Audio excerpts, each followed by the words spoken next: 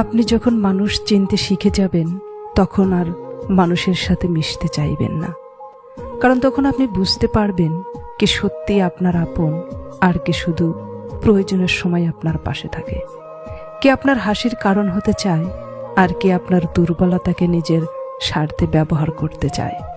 মানুষ চিনতে শেখার আগে আমরা সবাই অনেক সহজ সরল থাকি। কাউকে একটু ভালো কথা বলতে শুনলেই তাকে আপন করে নিই, একটু যত্ন পেলেই মনে করি মানুষটা হয়তো সত্যিই আমাদের ভালো চায়।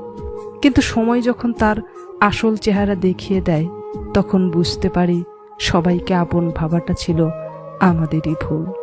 কিছু মানুষ আপনার জীবনে আসে ভালোবাসার অভিনয় করে, অথচ ভেতরে ভেতরে তারা শুধু আপনার কাছ থেকে কিছু পাওয়ার অপেক্ষায় থাকে। আপনি যতদিন তাদের প্রয়োজন মেটাবেন ততদিন তারা আপনার পাশে থাকবে।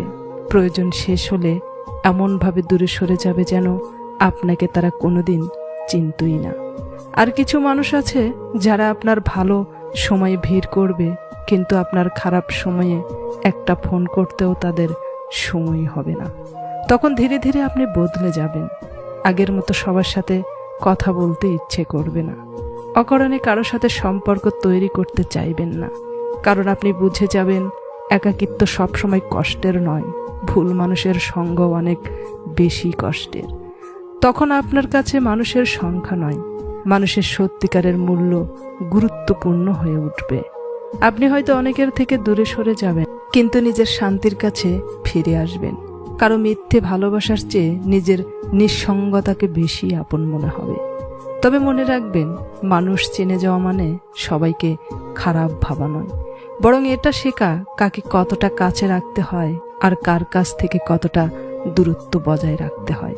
কারণ জীবনে শান্তি তখনই আসে যখন আপনি বুঝতে শিখবেন সবাইকে ধরে রাখার দরকার নেই।